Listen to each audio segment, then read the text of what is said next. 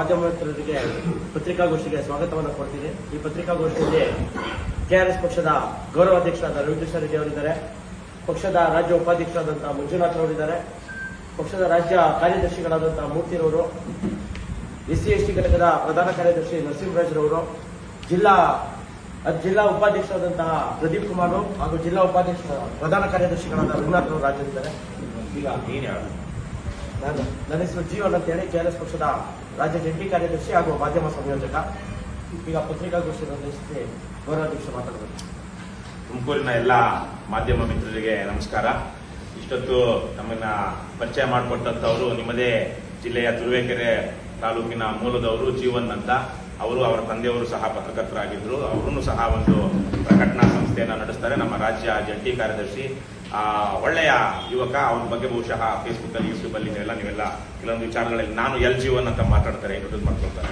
ಅವ್ರ ಪರಿಚಯ ಇರಬಹುದು ಅಂತ ಭಾವಿಸ್ತೀನಿ. ಮುಂದಿನ ದಿನಗಳಲ್ಲಿ ಇನ್ನಷ್ಟು ನಿಮ್ಮ ಪರಿಚಯ ಹೆಚ್ಚಾಗಲಿ ಅಂತ ನಾನು ಬಯಸ್ತಾ, ಬಹಳ ಮುಖ್ಯವಾದ ವಿಚಾರಕ್ಕೆ ಇವತ್ತು ನಾವು ಪತ್ರಿಕಾಗೋಷ್ಠಿ ಕರೆದಿದ್ದೀವಿ. ನಾನೊಂದು 10-15 ನಿಮಿಷ ಒಂದಷ್ಟು ಪ್ರಾಸ್ತಾವಿಕವಾಗಿ ಮಾತನಾಡ್ತೀನಿ. ದಯವಿಟ್ಟು ಅದಕ್ಕೆ ಅವಕಾಶ ಮಾಡಿಕೊಡ್ಬೇಕು. ತದನಂತರ ನಾವು ಪ್ರಶ್ನೆಗಳನ್ನ ತೆಗೆದುಕೊಳ್ಳೋಣ. ಈಗ ನಾನು ಏನು ವಿಚಾರ ಹೇಳ್ತಾ ಇದ್ದೀನಿ ಅದು ಬಹುತೇಕವಾಗಿ ಮಾಧ್ಯಮ ಮಿತ್ರರಿಗೆ ಮಾತ್ರವಲ್ಲ, ಇಡೀ ರಾಜ್ಯದ ಜನತೆಗೂ, ಬಹುತೇಕ ಟಿವಿ ನೋಡುವಂತವರಿಗೆ ಮತ್ತು ಪತ್ರಿಕೆಗಳನ್ನ ಅಥವಾ ಸೋಷಿಯಲ್ ಮೀಡಿಯಾದ ನೋಡುವಂತವರಿಗೆ ಬಹುತೇಕರು ಗೊತ್ತಿದೆ. 4-5 ದಿವಸಗಳ ಹಿಂದೆ ಇಲ್ಲಿ ಬಹಳ ಉತ್ತಮವಾದಂತಹ ಒಂದು ಕಾರ್ಯಕ್ರಮವನ್ನ ರಾಜ್ಯ ಸರ್ಕಾರ ಆಯೋಜನೆ ಮಾಡಿತ್ತು. ಜಿಲ್ಲಾ ಉಸ್ತುವಾರಿ ಸಚಿವ, ಹಾಲಿ ಗೃಹ ಸಚಿವರಾಗಿರುವಂತಹ ಪರಮೇಶ್ವರ್ ಅವರ ನೇತೃತ್ವದಲ್ಲಿ ಒಂದು ಜನಸ್ಪಂದನ ಕಾರ್ಯಕ್ರಮವನ್ನು ಇಲ್ಲಿ ಒಂದು AC ರೂಮ್ ಅಲ್ಲಿ, ಬಹಳ ದೊಡ್ಡ ಹಾಲ್ ಅಲ್ಲಿ, ಗ್ರಂಥಾಲಯ ಅನ್ಸುತ್ತೆ, ನಾನು ಹೋಗಿಲ್ಲ ಅದಕ್ಕೆ, ಆದ್ರೆ AC ಇರುವಂತಹದ್ದು ಅಂತ ಹೇಳ್ತಾ ಇದ್ರು. ಅಲ್ಲಿ ಜನಸ್ಪಂದನ ಕಾರ್ಯಕ್ರಮ ಆಯೋಜನೆ ಮಾಡಲಾಗಿತ್ತು ಅಂತ ಮಾಹಿತಿ ಬಂದಿದೆ. ಆವತ್ತಿನ ಕಾರ್ಯಕ್ರಮದಲ್ಲಿ ಸಾಕಷ್ಟು ಜನ, ಸಾವಿರಾರು ಜನ ಆ ಕಾರ್ಯಕ್ರಮದಲ್ಲಿ ತಮ್ಮ ಕುಂದು ಕೊರತೆಗಳನ್ನು ಹೇಳ್ಕೊಳ್ಳೋದಕ್ಕೆ ಮನವಿ ಪತ್ರಗಳ ಸಮೇತವಾಗಿ ಅಲ್ಲಿ ಬಂದಿದ್ರು. ಅದರಲ್ಲಿ ಆಚೆನೋ ಒಂದಷ್ಟೇನೋ ಒಂದ್ ಸ್ವಲ್ಪ ಕಿರಿಕಿರಿ ಆಯ್ತು. ಒಳಗಡೆ ಹೋದಾಗಲೂ ಒಬ್ಬ ಮಹಿಳೆ ಜೊತೆಗೆ ಒಬ್ಬ ವಯೋವೃದ್ಧರನ್ನ ನಿಲ್ಲಿಸಿ ಮಾತಾಡಿ ಸರಿಯಾಗಿ ಸ್ಪಂದಿಸ್ತಿಲ್ಲ ಅನ್ನುವಂಥದ್ದು ಬಂತು. ಆದ್ರೆ ಇವೆಲ್ಲ ಇಂತಹ ಒಂದು ಸರ್ಕಾರಿ ಕಾರ್ಯಕ್ರಮದಲ್ಲಿ ಇರುವಂತಹದ್ದೇ. ಅವು ಆ ವ್ಯಕ್ತಿಗಳ ಸಂವೇದನೆಗಳ ಮೇಲೆ ತೋರಿಸುತ್ತೆ. KRS ಪಕ್ಷದೇನಾಯ್ತು ನಿಮಗೆ ಗೊತ್ತಿರುವ ಹಾಗೆ, ಆವತ್ತು ಒಂದು ಮನವಿ ಪತ್ರ ಕೊಡೋದಕ್ಕೆ ನಿಮಗೆ ಕೊಟ್ಟಿರುವಂತಹ ಪತ್ರದ ಟಿಪ್ಪಣಿಯಲ್ಲಿ 4 ಪುಟಗಳ 3 ಮನವಿ ಪತ್ರಗಳಿದೆ. ಆ ಮನವಿ ಪತ್ರಗಳನ್ನ ಕೊಡೋದಿಕ್ಕೆ ಅದು ಯಾವುದೇ ಸ್ವಂತ ವೈಯಕ್ತಿಕ ಕೆಲಸದ್ದಲ್ಲ, ಅದು ಸಾರ್ವಜನಿಕ ಹಿತದಲ್ಲಿರುವಂತಹದ್ದು. ಕೊಡೋದಿಕ್ಕೆ ನಮ್ಮ ಪಕ್ಷದ ರಾಜ್ಯ ಕಾರ್ಯದರ್ಶಿ ಮಲ್ಲಿಕಾರ್ಜುನ್ ಭಟ್ರಳ್ಳಿ ಅಂತ, ಅವರು ತುಮಕೂರು ಭಾಗದಲ್ಲಿ ಅಲ್ಲದೇ ಇದ್ರು ತಿಪ್ಟೂರು, ಚಿಕ್ಕನಾಯಕನಹಳ್ಳಿ ಭಾಗದಲ್ಲಿ ಸಾಕಷ್ಟು ಕೆಲಸ ಮಾಡಿರುವಂತಹ ನಮ್ಮ ಲಂಚ ಮುಕ್ತ ಕರ್ನಾಟಕ ನಿರ್ಮಾಣ ವೇದಿಕೆ ಅಂತ ಏನಿದೆ ಅದರ ಹಿಂದಿನ ಅಧ್ಯಕ್ಷರು ಆಗಿದ್ದಂತವರು. ಜೊತೆಗೆ 2019 ಚುನಾವಣೆಯಲ್ಲಿ ತುಮಕೂರು ಲೋಕಸಭಾ ಕ್ಷೇತ್ರದಿಂದ ಸ್ಪರ್ಧೆ ಮಾಡಿದ್ದಂತವರು. ಕಳೆದ ವಿಧಾನಸಭಾ ಚುನಾವಣೆಯಲ್ಲಿ ಚಿಕ್ಕನಾಯಕನಹಳ್ಳಿ ವಿಧಾನಸಭಾ ಕ್ಷೇತ್ರದಿಂದ ಸ್ಪರ್ಧೆ ಮಾಡಿದ್ದಂತವರು. ಆ ಭಾಗದಲ್ಲಿ, ಚಿಕ್ಕನಾಯಕನಹಳ್ಳಿ ಭಾಗದಲ್ಲಂತೂ ಸಾಕಷ್ಟು ಜನಪರ ಹೋರಾಟಗಳನ್ನ ಮಾಡಿ ಆ ಭಾಗದಲ್ಲಿ ಬೇರೆ JCB ಪಕ್ಷಗಳ ರಾಜಕಾರಣಿಗಳಿಗೆ ಹೊರತುಪಡಿಸಿ ಒಂದು ಸ್ಥಾನ ಮತ್ತು ಮಾನವನ್ನ ಪಡ್ಕೊಂಡಿರುವಂತವ್ರು. ಅವರು ಅವತ್ತು ಜನಸ್ಪಂದನ ಕಾರ್ಯಕ್ರಮ ನಡೀತಾ ಇದೆ. ಬಹಳ ಮುಖ್ಯವಾಗಿ 3 ವಿಚಾರಗಳ ಬಗ್ಗೆ. ಒಂದು, ಈ ಜಿಲ್ಲೆಗೆ ಒಂದು ಮೆಡಿಕಲ್ ಕಾಲೇಜ್ ಬೇಕು. ಎರಡನೇದು, ಗಣಿಬಾಧಿತ ಏನು ಅದು ಅದ್ರ ಹೆಸರು ಮರ್ತೋಯ್ತು, ನಾನು ಬಂದೇ ಪ್ರೆಸ್ ಮೀಟ್ ಮಾಡಿದ್ದೆ, ಸುಮಾರು 30-40 ಸಾವಿರ ಕೋಟಿ ರೂಪಾಯಿಯ ಒಂದು ಹಣವನ್ನ ತೆಗೆದಿಡಲಾಗಿದೆ. ಯಾವುದರಲ್ಲಿ? ರಾಯಲ್ಟಿ ಹಣವನ್ನ, ಗಣಿಗಾರಿಕೆಯಿಂದ ಬಂದಂತಹ ರಾಯಲ್ಟಿಯನ್ನ, ಅದು ಆಯಾಯ ಜಿಲ್ಲೆ ಅಥವಾ ತಾಲೂಕುಗಳಲ್ಲೇ ಖರ್ಚಾಗಬೇಕು ಅಂತಿದೆ. ಅದರಲ್ಲಿ ಒಂದಷ್ಟು ಅಕ್ರಮಗಳು, ಬರೀ ಸಿಮೆಂಟ್ ಹಾಕುವಂತ ಯೋಜನೆಗಳು ನಡೀತಾ ಇದೆ. ಅದರ ಬದಲಿಗೆ ಬೇರೆ ತರದ ಯೋಜನೆಗಳನ್ನ ಮಾಡಬೇಕು ಅನ್ನುವಂಥದ್ದು.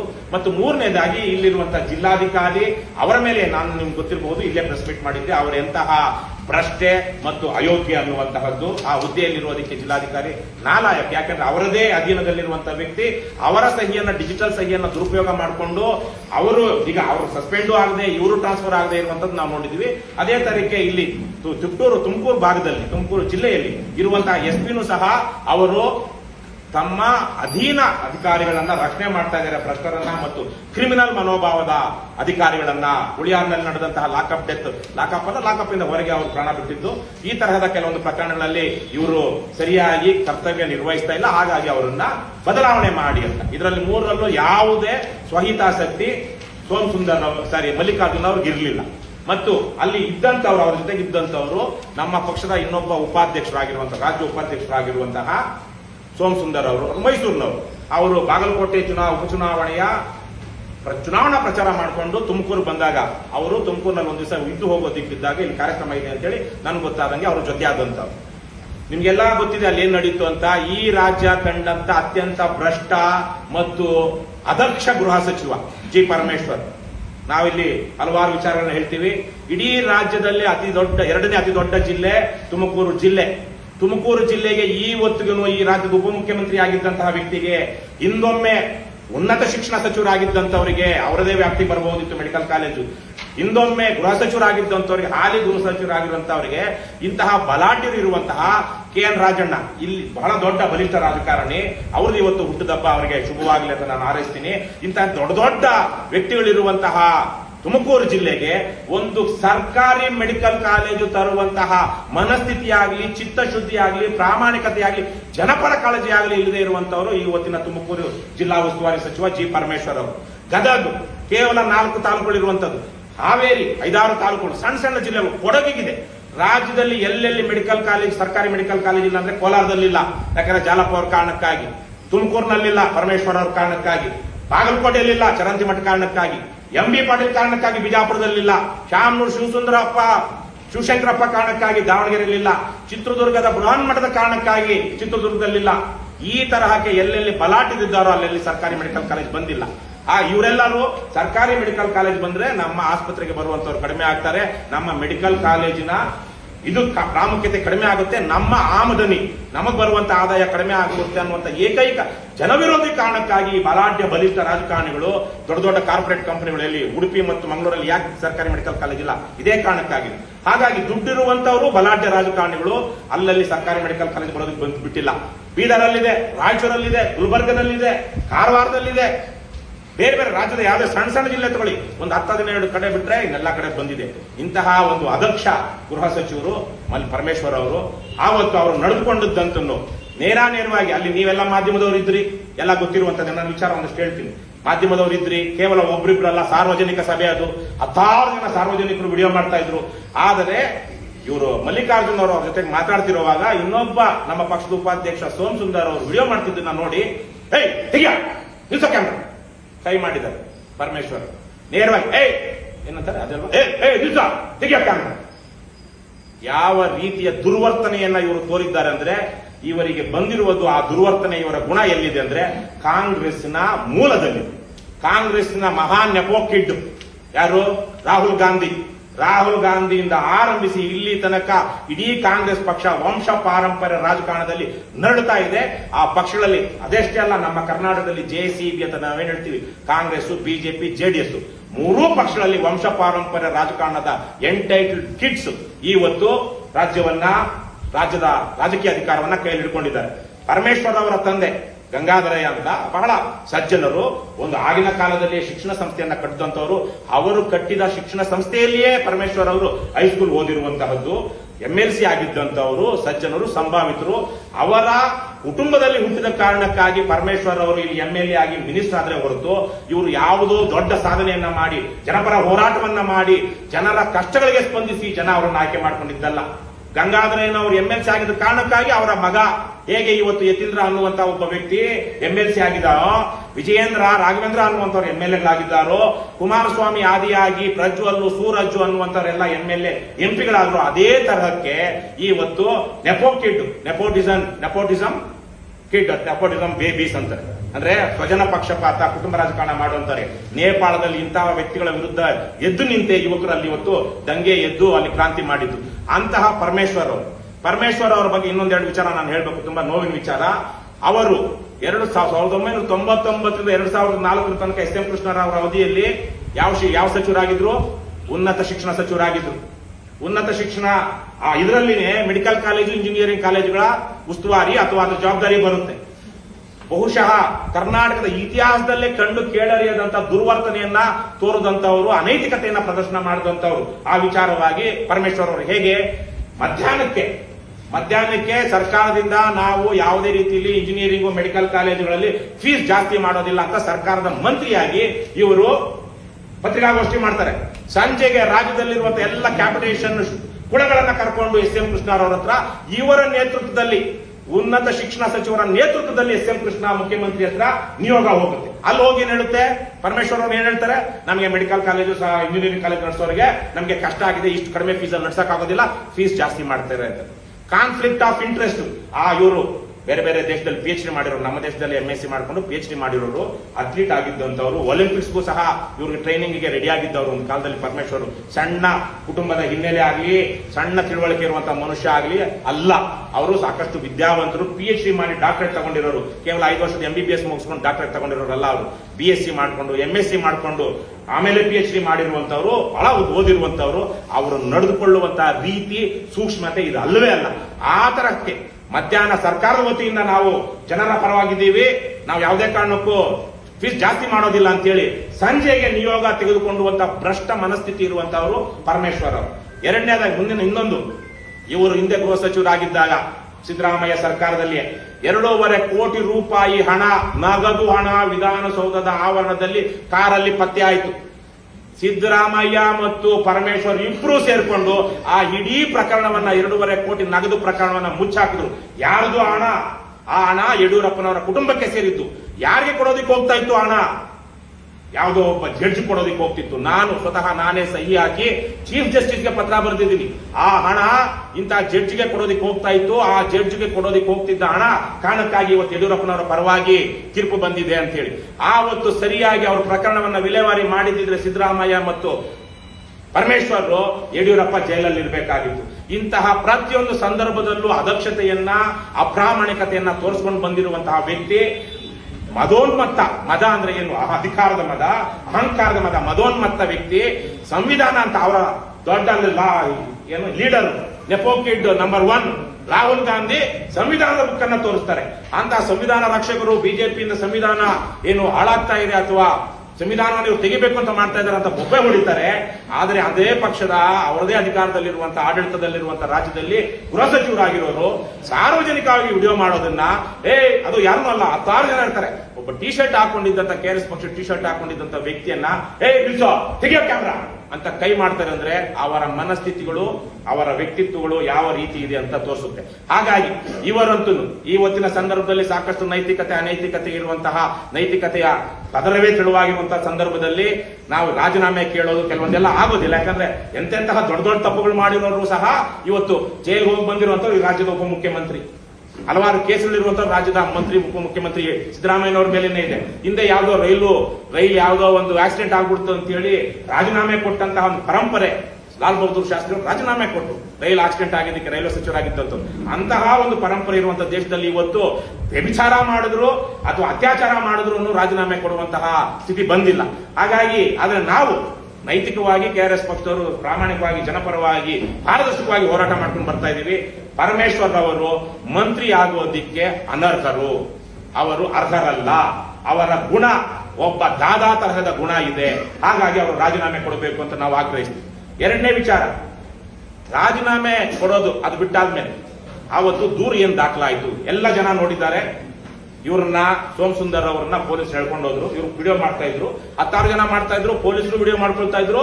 ಆದ್ರೆ ಸೋಮಸುಂದರ್ ಅವರ ನಮ್ಮ ಉಪಾಧ್ಯಕ್ಷರ ಫೋನ್ ಕಿತ್ಕೊಂಡು ಪೊಲೀಸರು ಹೇಳ್ಕೊಂಡು ಹೋದ್ರು. ಅವ್ರೊಂದ್ ಕಡೆ ಅಲ್ಲಿ ಕಂಬಿ ಇಟ್ಕೊಂಡು ನೋಡ್ತಾರೆ, ಆದ್ರೂ ಹೇಳ್ಕೊಂಡು ಹೋಗಿ ದಬ್ಬಾಳಿಕೆ ಮಾಡಿ ಅವ್ರನ್ನ ಪೊಲೀಸ್ ಸ್ಟೇಷನ್ ಹೋಗಿ ಕರ್ಕೊಂಡು ಹೋಗಿ ಕೂರಿಸ್ಕೊಂಡು ಒಂದು FIR ದಾಖಲು ಮಾಡ್ತಾರೆ.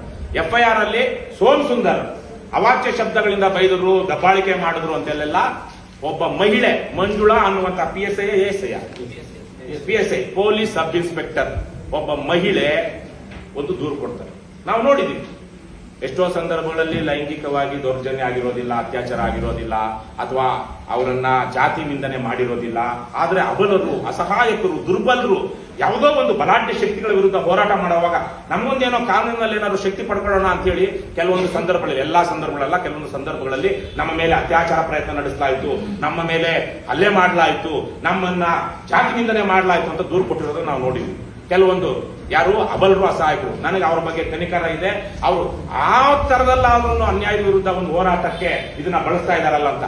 ಆದರೆ ಒಬ್ಬ PSI ಆಗಿರುವಂತಹ ಒಬ್ಬ ಬಲಿಷ್ಠ ಏನು ವ್ಯವಸ್ಥೆಯ ಭಾಗವಾಗಿರುವಂತಹ ಒಬ್ಬ ಮಹಿಳೆ ನನ್ನನ್ನ ತಳ್ಳಾಡಿದ್ರು, ನೂಕಾಡಿದ್ರು, ಅವಾಚ್ಯ ಶಬ್ದಗಳಿಂದ ನಿಂದಿಸಿದ್ರು ಅಂತ ಕಂಪ್ಲೇಂಟ್ ಕೊಡೋದಿದೆಯಲ್ವಾ, ಇದು ಈ ರಾಜ್ಯದ ಪೊಲೀಸ್ ಇಲಾಖೆಗೆ, ಗೃಹ ಇಲಾಖೆಗೆ ಅವಮಾನಕಾರಿಯಾದ, ನಾಚಿಕೆಯಡಿಯಾದಂತಹ ವಿಚಾರ. ಸುಳ್ಳು ದಾಖಲೆ ಅವರು ಆಗಿದ್ರೆ ಕೊಟ್ಟಿದ್ರೆ ಪರವಾಗಿಲ್ಲ. ನೀವೆಲ್ಲ ಸಾಕ್ಷಿ ಇದ್ದೀರಾ, ಇಲ್ಲಿ ಎಷ್ಟು ಜನ ಇದ್ದೀರೋ ಗೊತ್ತಿಲ್ಲ, ನೀವೆಲ್ಲ ಸಾಕ್ಷಿ ಇದ್ದೀರಾ. ಅಲ್ಲಿದ್ದಂಥವ್ರು ಸಾವಿರಾರು ಜನ ಸಾಕ್ಷಿ ಇದ್ದಾರೆ, ವಿಡಿಯೋ ಸಾಕ್ಷಿಗಳಿದೆ. ನಡೆದೇ ಇರೋದನ್ನ ನಡೆದಿದೆ ಅಂತ ಈ ಮಹಿಳೆ ಹೇಳ್ತಾರೆ ಅಂದ್ರೆ ಅವರು ಪೊಲೀಸ್ ಆಗೋದಿಕ್ಕೆ ನಾಲಾಯಕ. ಅವರಿಗೆ ಮಂಪರು ಪರೀಕ್ಷೆ ಆಗ್ಬೇಕು, ಪಾಲಿಗ್ರಾಫ್ ಟೆಸ್ಟ್ ಆಗ್ಬೇಕು. ಇವತ್ತಲ್ಲ ನಾಳೆ ಮಾಡಿಸ್ತೀವಿ. ಆ ಮಹಿಳೆ ಹೇಳಿದ್ದಾರೆ ಅನ್ನುವಂಥ 2 ವಿಚಾರ ನಮಗೆ ಗಮನಕ್ಕೆ ಬಂದಿದೆ.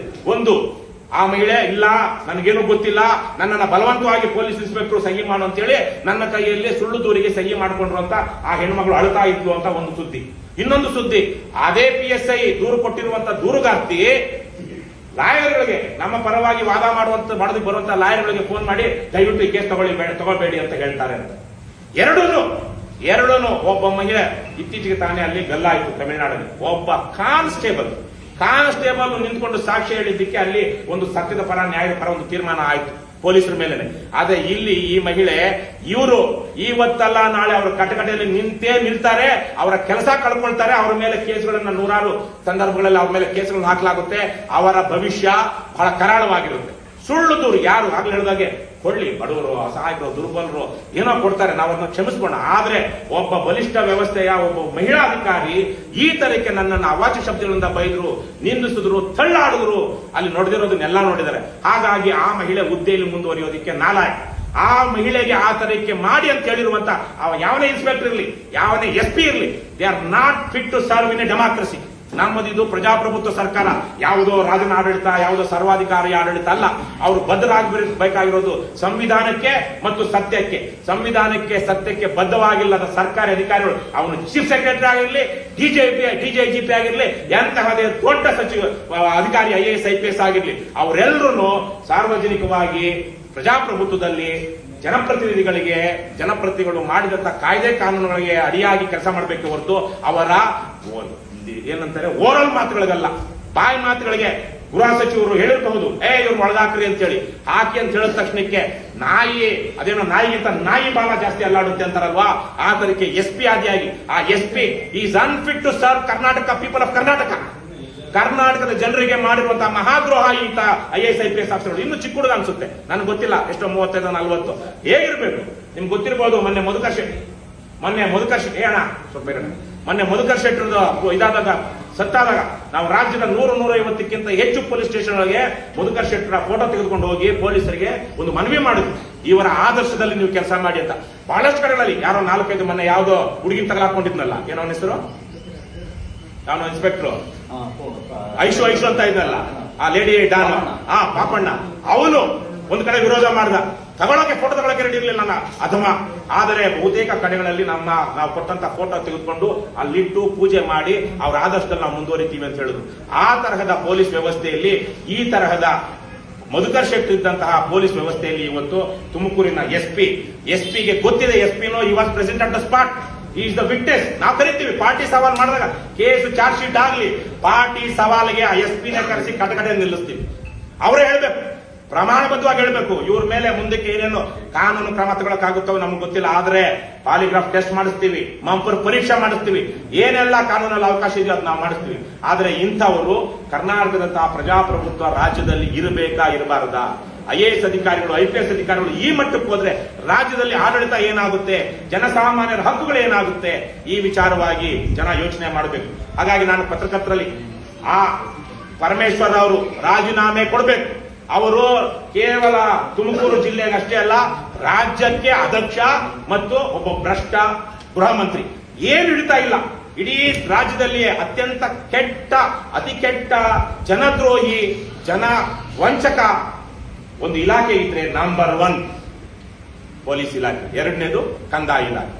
ಹಾಗಾಗಿ ಪರಮೇಶ್ವರ್ ಅವರು ಆ ಇಲಾಖೆಯನ್ನು ಸುಧಾರಣೆ ಮಾಡುವಂತ ಯಾವ ಕೆಲಸವನ್ನು ಇಷ್ಟೂ ವರ್ಷಗಳಲ್ಲಿ ನಾವೆಷ್ಟೋ ಜನ, ಮೊನ್ನೆ ತಾನೇ ನಮ್ಮ ಒಂದು ಸಭೆಯಲ್ಲಿ ಬಿ ಸೋಮಶೇಖರ್ ಬಂದಿದ್ರು, ಬಹಳ ಜನಕ್ಕೆ ಪತ್ರಕರ್ತರು ಗೊತ್ತಿದೆ. ಹಿಂದೆ ಜನತಾ ಪಕ್ಷದಲ್ಲಿ ಇದ್ದಂತವರು, ಈಗ ಆಮೇಲೆ ಕಾಂಗ್ರೆಸ್ ಬಂದ್ರು, ಈಗ ಕಾಂಗ್ರೆಸ್ ಅಲ್ಲಿ ಇದ್ದಾರೆ, ಮಧ್ಯದಲ್ಲಿ ಬಿಜೆಪಿಯಲ್ಲಿ ಇದ್ರು. ಅವರು ಸಂದರ್ಭದಲ್ಲಿ ಮಳವಳ್ಳಿ ಅವರು ಎಷ್ಟೆಲ್ಲ ಆಡಳಿತದಲ್ಲಿ ಸುಧಾರಣೆ ತಂದ್ರು, ಕಂದಾಯ ಇಲಾಖೆ ಸುಧಾರಣೆ ತಂದ್ರು, ಶಿಕ್ಷಣ ಇಲಾಖೆ ಸುಧಾರಣೆ ತಂದ್ರು. ನಮ್ಮ ಪಕ್ಷದ ಫೇಸ್ಬುಕ್ ಪೇಜ್ ಅಲ್ಲಿದೆ ಅವರು ಮಾತಾಡಿದಂತದ್ದು ಮೊನ್ನೆ ಒಂದು ಸಭೆಯಲ್ಲಿ ನಮ್ಮ ಜೊತೆ ಕೂತ್ಕೊಂಡು. ಎಂತೆಂತ ಸುಧಾರಣೆಗಳು ತಂದ್ರು. ಅವ್ರ ಹೆಸರಿಗೆ ಒಂದು ವೀರಪ್ಪ ಮೊಯ್ಲಿ ಅವರು CET ತಂದಾಗ ಅವರೆಲ್ಲ ಪರಮೇಶ್ವರ್ ಇವರೆಲ್ಲ ಬಹಳ ದೊಡ್ಡ ಅವ್ರ ಇಲಾಖೆಗಳ ಸಾಧನೆ ಮಾಡಿದಂಥವ್ರು.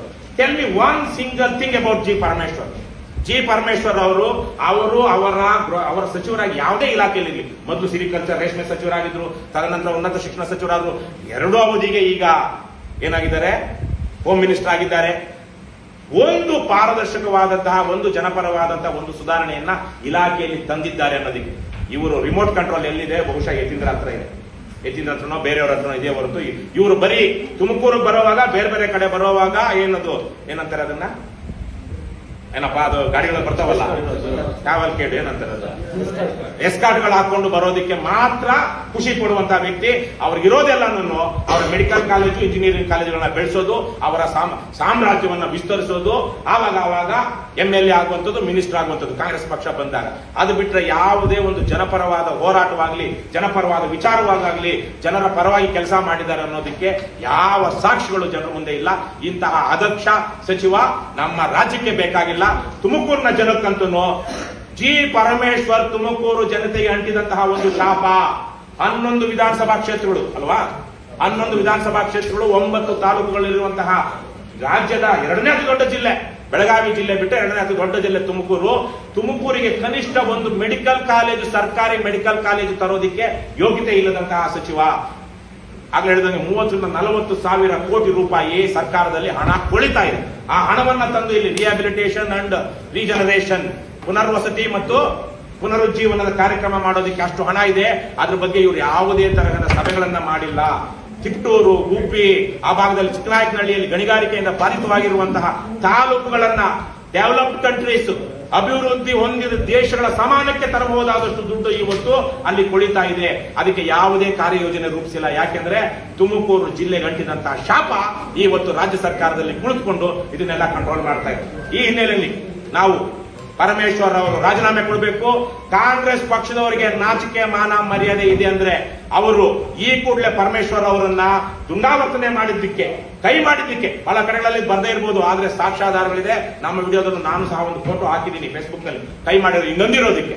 ಬೇರೆ ಯಾರಾದ್ರೂ ಆಗಿದ್ರೆ ಬಿಡ್ತಾ ಇದ್ರ, ಬೇರೆ ಯಾರಾದ್ರೂ ಈ ತರ ಮಾಡಿದ್ರೆ ಇಷ್ಟೊತ್ತಿಗೆ ಏನೇನೋ ಆಗ್ಬೇಕಾಗಿತ್ತು. ಆದ್ರೆ ಇವತ್ತು ವ್ಯವಸ್ಥೆ ಬೇರೆ ಇದೆ, ಸಂದರ್ಭ ಬೇರೆ ಇದೆ, ಪರಿಸ್ಥಿತಿಗಳು ಬೇರೆ ಇದೆ. ಯಾಕಿದೆ, ಏನಿದೆ ಅಂತ ನಿಮಗೂ ಗೊತ್ತಿದ್ದಂಗೆ ನಮಗೂ ಗೊತ್ತಿದೆ. ಹಾಗಾಗಿ ಇದು ದೊಡ್ಡ ವಿಚಾರ ಆಗಿಲ್ಲ. ಎಲ್ಲೆಲ್ಲಿ ಬಾಯಿ ಮುಚ್ಚಿಸ್ಬೇಕು ಅಲ್ಲೆಲ್ಲ ಮುಚ್ಚಿಸುವಂತ ಶಕ್ತಿ ಇವರಿಗಿದೆ. ಆದ್ರೆ KRS ಪಕ್ಷದವರ ಬಾಯನ್ನಾಗ್ಲಿ, ಜನರ ಬಾಯನ್ನಾಗ್ಲಿ ಮುಚ್ಚಿಸೋದಿಕ್ಕೆ ಸಾಧ್ಯ ಇಲ್ಲ ಅನ್ನುವಂತ ಒಂದು ಎಚ್ಚರಿಕೆಯನ್ನು ಈ ಸಂದರ್ಭದಲ್ಲಿ ನಾನು ಕೊಡ್ತಾ ಇದ್ದೀನಿ. ಮತ್ತೆ ನಾವು 3 ಪತ್ರಗಳು, ನಿಮ್ಗೆ ಗೊತ್ತಿರೋ ಹಾಗೆ ದಯವಿಟ್ಟು 3 ಪತ್ರಗಳನ್ನ ನೋಡಿ. ಇದರಲ್ಲಿ ಕೊಟ್ಟಿರುವಂತಹದ್ದು ಮಲ್ಲಿಕಾರ್ಜುನ್ ಭಟ್ರಳ್ಳಿ, ನಿಮಗೆ ತುಮಕೂರು ಭಾಗದಲ್ಲಿ ಎಷ್ಟೋ ಕಡೆಗಳಲ್ಲಿ ಪರಿಚಯ ಇಲ್ಲದೆ ಇದ್ರು ಆ 3-4 ತಾಲೂಕುಗಳಲ್ಲಿ ಸಾಕಷ್ಟು ಕೆಲಸ ಮಾಡಿರುವಂತವರು. ಅವರು ಜನಪರವಾದ ವಿಚಾರಗಳನ್ನ ಇಟ್ಕೊಂಡು ಅಲ್ಲಿ ಮನವಿ ಪಡ್ಕೊಳ್ಳೋದಕ್ಕೆ ಹೋಗಿದ್ರು. ಅಲ್ಲಿ ಹೋದಾಗ ಒಂದು ಪಕ್ಷದ ಮುಖಂಡರುಗಳು ಬಂದಿದ್ದಾರೆ ಅನ್ನೋವಾಗ ಅವರನ್ನ ಗೌರವದಿಂದ ಅಲ್ಲದೆ ಇದ್ರು ಸೌಜನ್ಯದಿಂದ ನಾನು ಮಾತಾಡಿಸುವಂತದ್ದು ಇರಬೇಕು. ಅಂತ ಯಾವ ಸೌಜನ್ಯವೂ ಇಲ್ಲ. ಯಾಕಿಲ್ಲ ಅಂದ್ರೆ ಇವತ್ತು JCV ಪಕ್ಷಗಳು 100-200 ಕುಟುಂಬಗಳು ಇವತ್ತು ನಮ್ಮ ರಾಜ್ಯದಲ್ಲಿ ರಾಜಕೀಯ ಅಧಿಕಾರವನ್ನು ಹಿಡಿದಿಟ್ಕೊಂಡಿವೆ. ಇಲ್ಲಿ ಪ್ರಜಾಪ್ರಭುತ್ವ ಅಂತಿಲ್ಲ, ಆಲಿಗಾರ್ಕಿ ಅಂತ ಒಂದು ಪದ ಇದೆ ಇಂಗ್ಲಿಷ್ ಅಲ್ಲಿ. ಕೆಲವೇ ಕುಟುಂಬಗಳು ಅಥವಾ ಕೆಲವೇ ವ್ಯಕ್ತಿಗಳು ಪ್ರಜಾಪ್ರಭುತ್ವದ ಹೆಸರಿನಲ್ಲಿ, ಉದಾಹರಣೆಗೆ ರಷ್ಯಾ, ಅಲ್ಲಿ ಪುಟಿನ್ ಹೇಳಿದ್ದೇನೆ ಸರ್ವಾಧಿಕಾರಿ ತರ. ಆದ್ರೆ ಕಾಲ ಏನಂತಾರೆ, ಕಾಟಾಚಾರಕ್ಕೆ ಚುನಾವಣೆಗಳು ನಡೆಯುತ್ತೆ. ಅದೇ ತರೀಕೆ ನಮ್ಮ ರಾಜ್ಯದಲ್ಲಿ ಪುಡಿ ಪಾಳೆಗಾರರು ಒಂದೊಂದು ತಾಲೂಕಲ್ಲಿ, ಒಂದೊಂದು ಜಿಲ್ಲೆಯಲ್ಲಿ ಇಲ್ಲ ಆ ಕುಟುಂಬದವರು, ಇಲ್ಲ ಈ ಕುಟುಂಬದವರು, 200 ಕುಟುಂಬಗಳು ಇಡೀ ರಾಜ್ಯದಲ್ಲಿ ರಾಜಕೀಯ ಅಧಿಕಾರವನ್ನು ಹಿಡ್ಕೊಂಡಿದ್ದಾರೆ. ಈ ನೆಪೋ ಕಿಡ್ಸ್ ರಾಜ್ಯದ ಜನ ಇದನ್ನೆಲ್ಲ ನೋಡ್ತಾ ಇದ್ದಾರೆ. ಇವತ್ತು ಆ ಪಕ್ಷಗಳಲ್ಲಿ, JCB ಪಕ್ಷಗಳಲ್ಲಿ ಪಕ್ಷದ ಸಿದ್ಧಾಂತವನ್ನ ಮಾತನಾಡುವಂತಹ, ಪಕ್ಷದ ಸಿದ್ಧಾಂತಕ್ಕೆ ಕೆಲಸ ಮಾಡುವಂತಹ ಕಾರ್ಯಕರ್ತರು ಇಲ್ಲ. ಅಲ್ಲಿರುವಂತಹದ್ದು ಆ ಕುಟುಂಬಕ್ಕೆ ಕೆಲಸ ಮಾಡುವಂತ ಜೀತದಾಳುಗಳು. ಇವತ್ತು ಪರಮೇಶ್ವರ್ ಕಾಂಗ್ರೆಸ್ ಬಿಟ್ಟು ಬಿಜೆಪಿಗೆ ಹೋದ್ರೆ ಆ ಜೀತದಾಳುಗಳೆಲ್ಲ ಬಿಜೆಪಿಗೆ ಹೋಗ್ತಾರೆ. ಅಥವಾ ಇನ್ಯಾರೋ ರಾಜಣ್ಣ ಅವರು JDS ಹೋದ್ರೆ JDS ನ ಬೈತಾ ಇದ್ರು, ಬೇಕಾದ್ರೆ ಸಾಧ್ಯ JDS ಹೋದ್ರೆ ನಾಳೆನೆ ರಾಜಣ್ಣ ಅವರ ಚೇಲಾವಳಿ ಹಿಂಬಾಲಕರೆಲ್ಲ JDS ಹೋಗ್ತಾರೆ. ಈ ತರಹದ ಪರಿಸ್ಥಿತಿ ನಮ್ಮ ರಾಜ್ಯದಲ್ಲಿ ಇರುವಂತದ್ದು. ಇಲ್ಲಿ ಈ JCV ಪಕ್ಷಗಳ ಕಾರ್ಯಕರ್ತರು ಸಿದ್ಧಾಂತಗಳಿಗೆ ಕೆಲಸ ಮಾಡ್ತಾ ಇಲ್ಲ. ಆ ರಾಜಕಾರಣಿಗಳು, ಆ ಕುಟುಂಬದವರು ಕೊಡುವಂತಹ ಬಿರಿಯಾನಿಗೆ ಅಥವಾ ಹಣಕ್ಕೆ, ಇನ್ಯಾವುದೋ ಕಾನೂನು ಬಾಹಿರ ಸಹಾಯಕ್ಕೆ ಅವರು ಅಲ್ಲಿದ್ದಾರೆ ಹೊರತು ಇವತ್ತು ಅಲ್ಲಿಲ್ಲ. ಇದ್ದಿದ್ರೆ ಈ ಜಿಲ್ಲೆಯಲ್ಲಿ ನಿನ್ನೆ ತಾನೇ ನಾನು ಪತ್ರಿಕಾಗೋಷ್ಠಿ ಮಾಡಿದ್ ನೋಡಿದೆ, ಮುರಳೀಧರ ಹಾಲಪ್ಪ ಅವರು, ನಾನು ನೋಡಿದ್ರೆ ಒಬ್ಬ ಸಜ್ಜನ ವ್ಯಕ್ತಿ. ಅವ್ರು ಯಾಕೋ ಏನೂ ಆಗಿಲ್ಲ, ಬಹಳ ದಿವಸ ನಾನು 16 ಕಡೆಗಳಲ್ಲಿ ಸುಮಾರು 16 ಸಲ ಅವ್ರ ಜೊತೆಗೆ TV ಚಾನೆಲ್ ಅಲ್ಲಿ ಡಿಬೇಟ್ ಕೂತಿದ್ದೀನಿ. ಬಹಳ ಸಂಭಾವಿತ ವ್ಯಕ್ತಿ. ನನಗೆ ಅವ್ರ ಬಗ್ಗೆ ಆ ವಿಚಾರ ಗೌರವ ಇದೆ. ಅದೇನೋ ಸ್ಕಿಲ್ ಡೆವಲಪ್ಮೆಂಟ್ ಅದಕ್ಕೇನೋ ಒಂದು ಏನೋ ಆಗಿದ್ರು. ಅವ್ರೆಷ್ಟು ಕೆಲಸ ಮಾಡಿದ್ರು ಗೊತ್ತಿಲ್ಲ. ಆದ್ರೆ ಇವತ್ತಿಗೂ ಅವರಿಗೆ ಏನೂ ಮಾಡಿಲ್ಲ.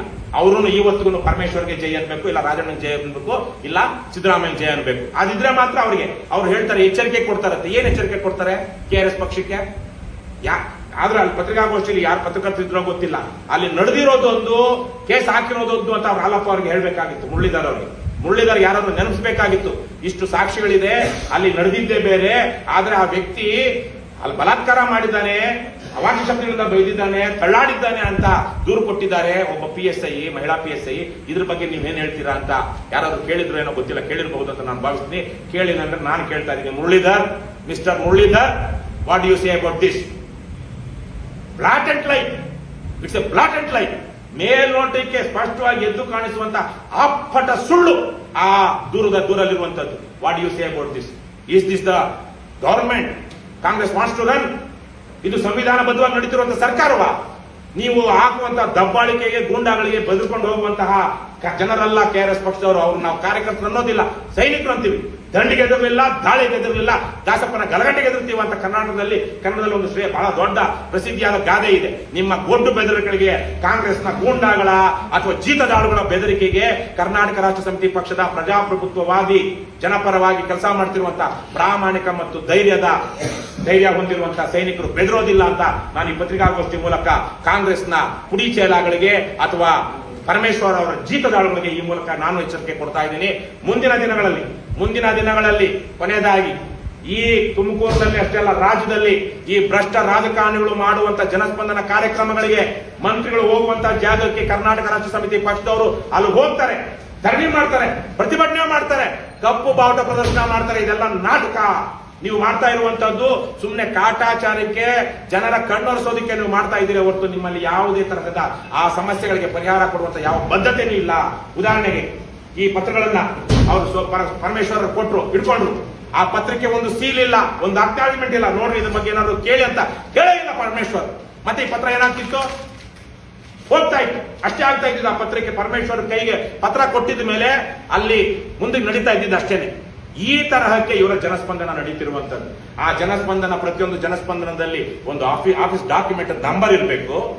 ಆಫೀಸ್ ಏನಂತಾರೆ ಅದನ್ನ ಅಕ್ನಾಲಜ್ಮೆಂಟ್ ಇರಬೇಕು, ಆ ನಂಬರ್ ಇರಬೇಕು. ನಂಬರ್ ಕೊಟ್ಟ ಮೇಲೆ ನಾವೇನಾದ್ರು RTL ಏನಾದ್ರು ಹಾಕೋದಿಕ್ಕೆ ಅವಕಾಶ ಇರಬೇಕು. ಏನಾದ್ರು ಇತ್ತ ಅಲ್ಲೇ ಹೊತ್ತು ಇಲ್ಲ. ನಾಟಕ, ಕೋಟ್ಯಾಂತರ ರೂಪಾಯಿ ಖರ್ಚು ಮಾಡಿ ಜನರ ಮುಂದೆ ಆಡ್ತಾ ಇರುವಂತ ನಾಟಕ. ಜನರ ತೆರಿಗೆಯ ಹಣವನ್ನ ದುರುಪಯೋಗ ಮಾಡ್ಕೊಳ್ಳುವಂತವ್ರಿಗೆ ಯಾವತ್ತೂ ಒಳ್ಳೇದಾಗಿಲ್ಲ. ಎಲ್ರಿಗೂ ಗೊತ್ತಿರಲಿ, ಹೊಳೆ ನರಸೀಪುರದಲ್ಲಿ ಇದೇ ತರಕ್ಕೆ ದಬ್ಬಾಳಿಕೆ ಮಾಡಿದ್ದಕ್ಕೆ ಕರ್ನಾಟಕ ರಾಷ್ಟ್ರ ಸಮಿತಿ ಪಕ್ಷ ಹೊಳೆ ನರಸೀಪುರ ಚಲೋ ಮಾಡ್ತು. ಅಲ್ಲಿ ತನಕ ಅಲ್ಲಿದ್ದ ಕಾಂಗ್ರೆಸ್ನವರಿಗೆ ದಮ್ಮು ಇರಲಿಲ್ಲ, ತಾಕತ್ತು ಇರಲಿಲ್ಲ ರೇವಣ್ಣನ ವಿರುದ್ಧ ಹೋಗೋದಿಕ್ಕೆ. ನಾವೊಂದು 300-400 ಜನ ಹೋದ್ವಿ, 5,000-1,000 ಜನ ಬಂದು ನಮ್ಮ ಮೇಲೆ ಹಲ್ಲೆ ಮಾಡೋದಕ್ಕೆ ಬಂದಿದ್ರು. ಏನೂ ಮಾಡ್ಕೊಳಕ್ಕಾಗಲಿಲ್ಲ. ನಮ್ಗೊಂದು ಸ್ವಲ್ಪ ಗಾಯ ಆಯ್ತು, ನಮ್ಮ ಗಾಜುಗಳೆಲ್ಲ ಹೊಡೆದ್ವು. ಜನ ನಮಗೆ ದೇಣಿಗೆ ಕೊಟ್ಟು ಆ ಗಾಜು ಹಾಕ್ಸಿದ್ರು ನಮ್ಮ TTಗೆ. ಅದಾದ ಮಾರನೇ ಎಲೆಕ್ಷನ್ ನಲ್ಲಿ ಕಾಂಗ್ರೆಸ್ನವ್ರು ಎದ್ದು ಕೂತ್ಕೊಂಡ್ರು. ಅವ್ರ್ಯಾರೋ ಬೆಂಗಳೂರಿನಿಂದ KRS ಪಕ್ಷದವರು, ಏನ್ ಸಣ್ಣ ಟೀಮ್, ಅವ್ರು ಬಂದು ಎದುರಿಸಿದ್ರೆ ನಮಗ್ ದಮ್ಮು ತಾಕತ್ತು ಬೇಡವಾ ಅಂತ ಹೇಳಿ ಮುಂದಿನ ಎಲೆಕ್ಷನ್ ಅಲ್ಲಿ 16,000 ಇದ್ದಂತ ಲೀಡನ್ನ 2,000-3,000 ತರಿಸಿದ್ರು. ಮುಂದಿನ MP ಎಲೆಕ್ಷನ್ ಅಲ್ಲಿ ಕಾಂಗ್ರೆಸ್ ಅಲ್ಲಿ JDS ನ ಸೋಲಿಸಿದ್ರು. ಅದೇ ತರಕ್ಕೆ ಪರಮೇಶ್ವರ್ ಅವರ ದಬ್ಬಾಳಿಕೆಗೆ ಮುಂದಿನ ಚುನಾವಣೆಯಲ್ಲಿ ಪರಮೇಶ್ವರ್ ಅವರಿಗೆ ಇದೇ ಪಾಠ. ಜನ ಕಲಿಸ್ತಾರೆ. KRS ಪಕ್ಷ ಅಲ್ಲ, ಪ್ರಕೃತಿ. ನಾವಂತೂ ಬಹಳ ಸಣ್ಣ ಪಕ್ಷ. ನಮ್ದು ಇವತ್ತಿನ ಸಂದರ್ಭದಲ್ಲಿ ದೊಡ್ಡ ಶಕ್ತಿ ತರ ಕಾಣಿಸ್ತಾ ಇದೆ. ಆದ್ರೆ ಸಣ್ಣ ಪಕ್ಷ. ಜನ ನಮಗೆ ಹಣ ಹೆಂಡದ ರಾಜಕಾರಣ, ಗಂಡಸರಿಗೆ ಲಿಕ್ಕರು, ಹೆಂಗಸರಿಗೆ ಕುಕ್ಕರು, ಎರಡೂ ಬೆಳೆದವರಿಗೆ ನಿಕ್ಕರು ಕೊಟ್ಟು ಓಟ್ ಹಾಕ್ಸ್ಕೊಳ್ಳುವಂತ ಸಂದರ್ಭದಲ್ಲಿ ಜನ ನಮಗೆ ಎಷ್ಟು ಓಟ್ ಹಾಕ್ತಾರೆ ಅಂತ ಗೊತ್ತಿಲ್ಲ. ನಾವಂತೂ ಯಾವುದೇ ಕಾರಣಕ್ಕೂ ಚುನಾವಣೆ ಅಕ್ರಮ ಮಾಡೋದಿಲ್ಲ, ಚುನಾವಣೆಯಲ್ಲಿ ಆಮಿಷ ಒಡ್ಡೋದಿಲ್ಲ. ಹಾಗಾಗಿ ಎಲೆಕ್ಷನ್ ಎಷ್ಟು ಹೋಗ್ತಾರೋ, ಓಟ್ ಹಾಕ್ತಾರೋ ಬಿಡ್ತಾರೋ. ಆದ್ರೆ ನಮ್ಮ ಮೇಲೆ ದಬ್ಬಾಳಿಕೆ ಮಾಡಿರುವಂತವರಿಗೆ 10 ಉದಾಹರಣೆಯನ್ನ ಕೊಡಬಲ್ಲೆ ನಾನು. ರಾಜ್ಯದಲ್ಲಿ ಪ್ರಕೃತಿನೇ ಅವರಿಗೆ ಪಾಠ ಕಲಿಸ್ತಾನೆ ಬರ್ತಾ ಇದೆ. ಕೊನೆಯದಾಗಿ ಒಂದೇ ಒಂದು ಸೆಂಟೆನ್ಸ್ ಹೇಳಿ ನಾನು ಪತ್ರಿಕಾಗೋಷ್ಠಿಯಲ್ಲಿ ನಿಮಗೆ ಏನು ಪ್ರಶ್ನೆಗಳಿಗೆ ಅವಕಾಶ ಮಾಡಿಕೊಡ್ತೀನಿ. ಪೊಲೀಸರಾಗಲಿ, ಅಧಿಕಾರಿಗಳಾಗಲಿ ನಮ್ಮ ಮೇಲೆ ಎಲ್ಲೇ ದಬ್ಬಾಳಿಕೆ ಮಾಡಿದ್ರು ಇಲ್ಲಿ ತನಕ ನಮ್ಮ ಪಕ್ಷ ಏನು ನಮಗೆ ಯಾವುದೇ ಹಿನ್ನಡೆ ಆಗಿಲ್ಲ. ಅವರು ಒಂದು ಹೆಜ್ಜೆ ಹಿಂದೆ ತಳ್ಳಿದ್ರೆ, ಯಾವುದೋ ಸುಳ್ಳು ಕಂಪ್ಲೇಂಟ್ ಹಾಕಿ ನನ್ನ ಮೇಲೇನೆ 13 ಕೇಸ್ ಇದೆ. ನನಗೆ ನನ್ನ ಮಗಳು ಅಮೆರಿಕದಲ್ಲಿ ಓದ್ತಾ ಇದ್ದಾಳೆ. ಅವಳಿಗೆ ಮುಗಿಯುತ್ತೆ ಇನ್ನೊಂದು ತಿಂಗಳಿಗೆ. ಅವಳು ಕಾನ್ವೊಕೇಶನ್ಗೆ ಹೋಗ್ಬೇಕು ಅಂದ್ರೆ ಪಾಸ್ಪೋರ್ಟ್ ಇಲ್ಲ. ನಾನು 10 ವರ್ಷ ಅಮೆರಿಕದಲ್ಲಿದ್ದು ನನ್ನ ಪಾಸ್ಪೋರ್ಟ್ ಇವಾಗ ಅದಕ್ಕೆ ಇದಿಲ್ಲ, ಕ್ಲಿಯರೆನ್ಸ್ ಇಲ್ಲ, ಯಾಕಂದ್ರೆ ಅಷ್ಟು ಕೇಸ್ಗಳಿದೆ ಅಂತ ಹೇಳಿ. ಆದ್ರೆ ಇಷ್ಟೆಲ್ಲ ಇದ್ರು ನಾವು ಬಹಳ ಧೈರ್ಯವಾಗಿ ಹೋರಾಟ ಮಾಡ್ತಾ ಇದೀವಿ. ನಮ್ಮನ್ನ ನೀವು ಒಂದು ಹೆಜ್ಜೆ ಹಿಂದಕ್ಕೆ ತಡೆದ್ರೆ ನಾವು 2 ಹೆಜ್ಜೆ ಮುಂದಕ್ಕೆ ಬರ್ತೀವಿ ಸ್ವಾಮಿ. ನಾನು ಪ್ರಾಮಾಣಿಕ ಪೊಲೀಸರು ಎಷ್ಟೋ ಕಡೆಗಳಲ್ಲಿ ನಮಗೆ ಯಾರೋ ಈ ಭ್ರಷ್ಟರು, ಕೆಲವೊಬ್ರು ಅಧಮರು ಆತರ ನಡ್ಕೊಂಡಿದ್ದಾರೆ ಬಿಟ್ರೆ, ಪೊಲೀಸರು ನಮಗೆ ಅವರ ಮನೆಯವರ ಕೈಯಿಂದ ದೇಣಿಗೆ ಕೊಡಿಸಿದ್ದಾರೆ.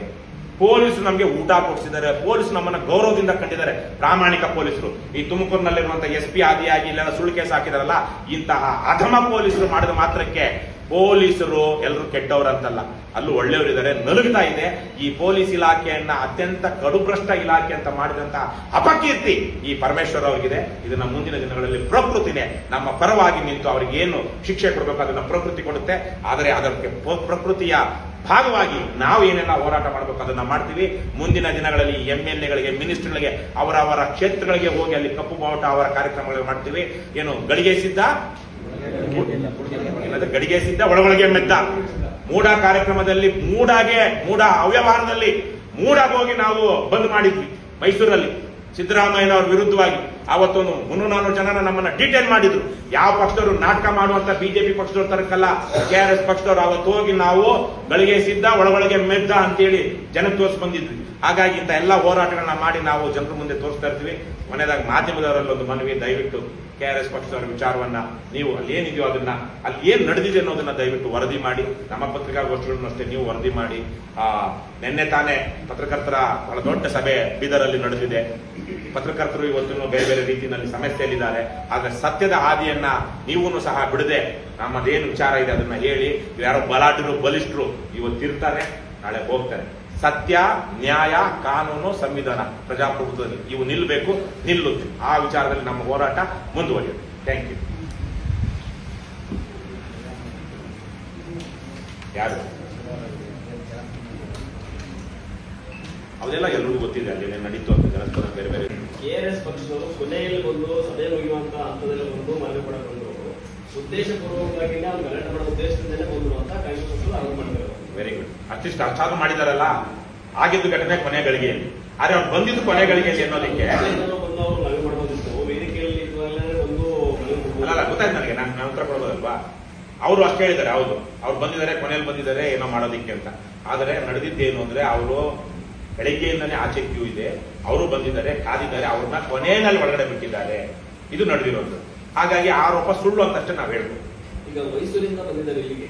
ಮೈಸೂರಿಂದ ಬಂದಿಲ್ಲ, ಅವರು ಬಾಗಲಕೋಟೆ ಉಪಚುನಾವಣೆ ಪ್ರಚಾರ ಮಾಡಿಕೊಂಡು ಕಾಂಗ್ರೆಸ್ ಆರೋಪ ಮಾಡ್ತಿರೋದೇನು ಅಂದ್ರೆ ಮೈಸೂರಿನಲ್ಲೇ ಗಲಾಟೆ ಮಾಡೋದಕ್ಕೆ ಉದ್ದೇಶಪೂರ್ವಕವಾಗಿ ಪ್ರೀಪ್ಲಾನ್ ಮಾಡ್ಕೊಂಡು ಬಂದಿದ್ದಾರೆ ಇಲ್ಲಿ ಗಲಾಟೆ ಮಾಡೋದು. ಮೂರ್ಖರು, ಅಧಮರು ಮಾತ್ರ ಅಂತ ಅಪ್ಪಟ ಸುಳ್ಳುಗಳನ್ನ ಹೇಗೆ ಒಬ್ಬ ಮಹಿಳೆಯ ಕೈಯಲ್ಲಿ ಮಹಿಳಾ ಇನ್ಸ್ಪೆಕ್ಟರ್ ಕೈಯಲ್ಲಿ ಹೇಳಿದಾರೋ ಅಂತ ಅಧಮರು ಮಾತ್ರ ಅಂತ ಸುಳ್ಳು ಆರೋಪ ಮಾಡೋದಕ್ಕೆ ಹೋಗ್ತಾರೆ. ಅಲ್ಲಿ ಇರೋರು ಅಷ್ಟೆಲ್ಲ ಅವರ ಪರಮೇಶ್ವರ್ ಹಿಂದೆ ಇದ್ದಂತವ್ರು ಏನೇನು ಧಮಕಿ ಹಾಕಿದ್ರು ನೀವು ನೋಡಿದ್ರಲ್ವಾ, ಏ ಅಂತ ಇದ್ರು. ಇಲ್ಲಿ ಗಲಾಟೆ ಮಾಡಕ್ ಬಂದಿದ್ರು ಅಂತ ಕೆಲವೊಂದು